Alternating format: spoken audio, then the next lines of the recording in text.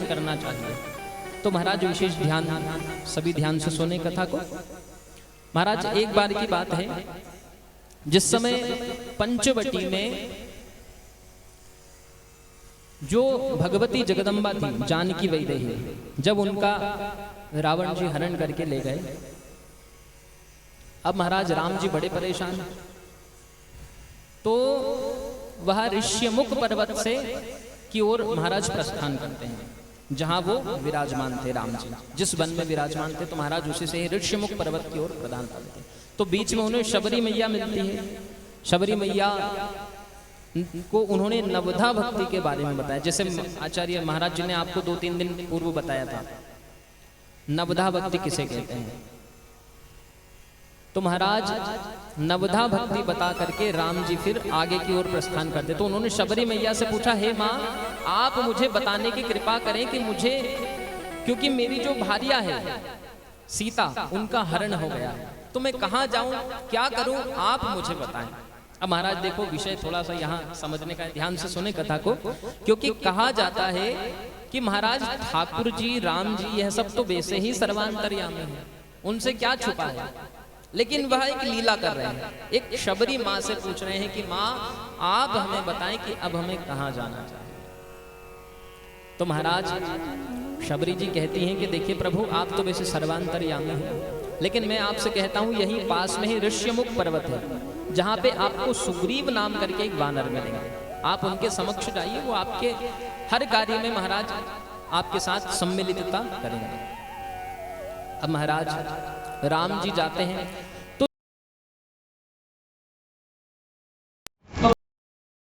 अचंभा हुआ कि महाराज ये कौन है, क्या पता बाली ने इनको मारने के लिए मुझे तो नहीं भेजा है। अब महाराज इस प्रकार से कहा, तो सुग्रीव ने हनुमान जी को कहा कि आप इनकी परीक्षा लेकर के आओ। महाराज हनुमान जी जा रहे हैं परीक्षा लेने के लिए राम जी की। तो महाराज राम जी से हनुमान जी ने पूछा, क्योंकि महाराज हनुमान जी ज्ञानी नाम अग्रगण्य। महाराज जी एक थोड़ा सा विषय यहीं पे ही कथा को थोड़ा सा बताएं। कहा जाता है कि सबसे पहले कथा में बालाजी ही आगमन होते महाराज। यत्र यत्र रघुनाथ कीर्तनम तत्र तत्र कृतमस्तकांजलि। तो महाराज जहां पे भी कथा होती है, वहां आप भी नहीं आते, हम भी नहीं आते, लेकिन उससे पहले हनुमान जी आकर के अपना आसन लगा लेते हैं। और महाराज विशेष एक बात कहूँ, कुछ जगह महाराज आचार्य जी ऐसा होता है कि महाराज कहते हैं कि बोले वो वक्ता ऐसे हैं, वो वक्ता ऐसे हैं, वो वक्ता ऐसी कथा करते हैं, महाराज उनकी तो कथा में बिल्कुल वो नहीं, इस प्रकार से महाराज कुछ कहते हैं। तो विशेष एक बात बता दूं कि आप हम सभी तो कुछ कथाओं को श्रवण करके महाराज वक्ता के प्रति कुछ भी कह देते हैं कि महाराज वो वक्ता ऐसे हैं, वो ऐसी कथा कर रहे हैं, वो ऐसी कथा कर रहे हैं। लेकिन आप हम समझिए कि हनुमान जी ज्ञानी नाम अग्रगण्य, महाराज ज्ञानियों में भी जो अग्रगण्य है, वो सबसे पहले स्थान लगाते हैं। और अगर वो गलती निकालना प्रारंभ कर दे महाराज, तो कोई कुछ कार्य कर ही नहीं सकता। लेकिन वो खाली होकर के बैठते हैं महाराज कि इनसे कुछ तो सीखने को मिलेगा। हनुमान जी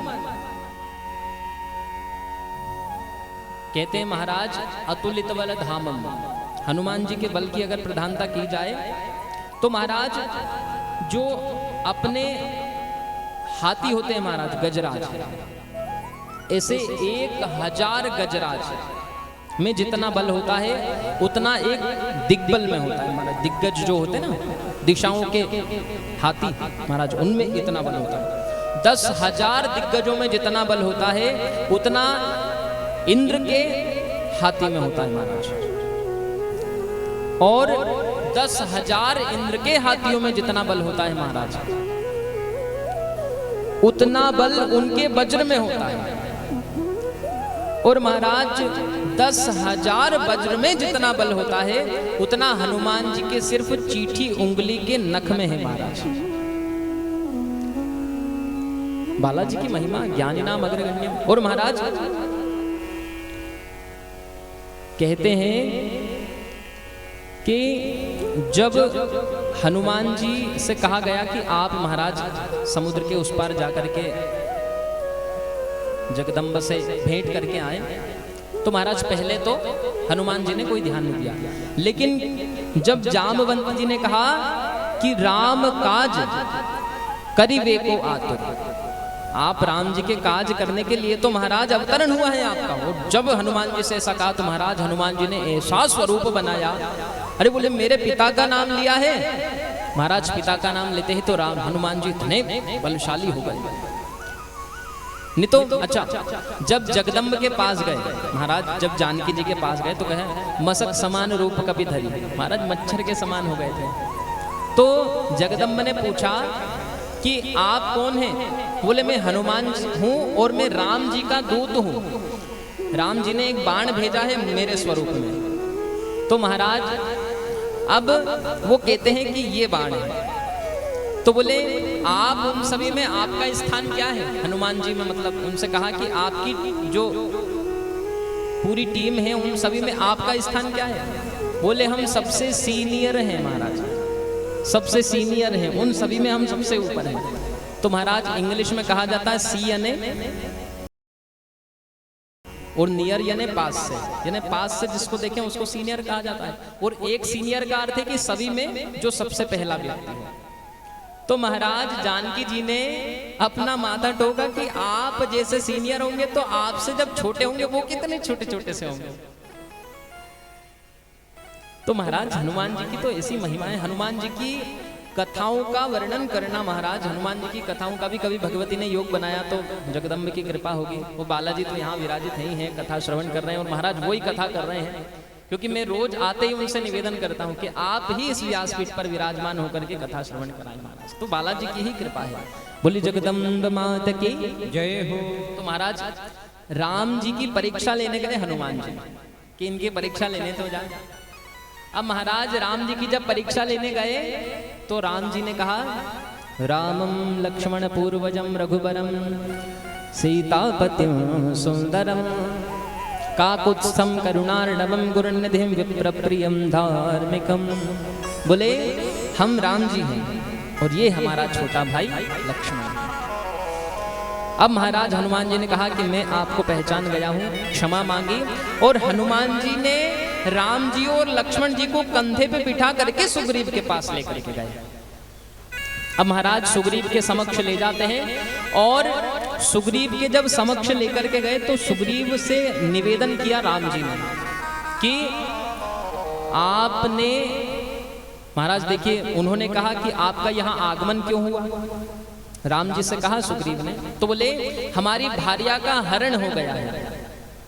बोले आपने देखा है कि यहाँ से किसी को जाते हुए? तो बोले हाँ महाराज हमने देखा है, गगन पंथ, एक गगन में एक विमान जा रहा था और उसमें एक स्त्री बिलख रही थी महाराज, अति बिलखा थी। तो बोले उन्होंने कोई सामग्री प्रदान की क्या? तो बोले महाराज सामग्री में तो ये कुछ वस्तुएं हैं, आप पहचान लीजिए। तो महाराज राम जी पहचान गए कि अरे ये तो मेरी जानकी के ही है। अब महाराज राम जी ने कहा कि हमने तो हमारी राम कथा सुना दी, अब आप बताइए कि आप यहाँ क्यों हैं? बोले महाराज कुछ पूर्व समय की बात है, हमारा भाई जो बाली है अति बलशाली, तो महाराज उसने मुझे राज्य से निकाल दिया और मेरी पत्नी का हरण कर लिया। तो महाराज बाली को श्राप है, बाली को एक श्राप है कि वो ऋष्यमुख पर्वत पर कभी नहीं आ सकता महाराज। तो बोले उन्हीं के ही डर से मैं यहाँ ऋष्यमुख पर्वत पर विराजमान होकर के बैठा हूँ। तो राम जी ने दोनों हाथों को उठा करके वचन दिया कि हम आपको वचन देते हैं, आपको पुनः राज्य मिलवाएंगे। अब महाराज इस प्रकार से कहा तो सुग्रीव जी तो अति प्रसन्न हो गए। अब महाराज जाते हैं तो सुग्रीव जी और बाली का युद्ध होता है। अब महाराज सुग्रीव को बाली ने उठा करके नीचे पटक दिया और महाराज उनके ऊपर बैठ गए। राम जी ने कुछ नहीं किया, बाली जी उनके ऊपर चढ़ गए। महाराज सुग्रीव जी सोच रहे हैं कि अब क्या करूं मैं, इनसे बचना बड़ा मुश्किल है महाराज। तो जैसे तैसे प्राण बचा करके और पुनः आए। राम जी से कहा राम जी आज तो हम राम जी हो जाते, आपने क्यों कुछ नहीं किया? अरे बोले मैं क्या करूं, आप दोनों भाई तो एक जैसे दिखते हो, थोड़ा बहुत अगर परिवर्तन होता तो मैं कुछ करता। तो बोले आज एक काम करो, हम आपको हमारा एक हार देते हैं। तो महाराज राम जी ने अपना हार सुग्रीव को पहना दिया और उन्होंने कहा कि ये पहन के रखना तो हम समझ जाएंगे कि बाली कोई और है। अब महाराज बाली ने सोचा कि सुग्रीव हर बार बच के चल जाता है, इस बार तो इसको बच के ही नहीं जाने देना है। अब महाराज बाली ने उठाया फिर से सुग्रीव को और नीचे पटक दिया और उसके ऊपर बैठ गए महाराज बाली सुग्रीव के ऊपर। और जैसे ही गदा को उठाया महाराज तो सुग्रीव ने सोचा कि आज तो बाली ने गदा को उठाया तो महाराज हम भी उड़ जाएंगे आज तो। सोचा ही था, इतने में राम जी ने बाण लगाया, जो त्रिनाथ पूरी तरीके से लिया और बाली को दे दिया। तो महाराज बाली जो है, कहा जाता है कि जैसे अपन एक बीघा बोलते ना महाराज, इतना दूर गए थे बाली जी।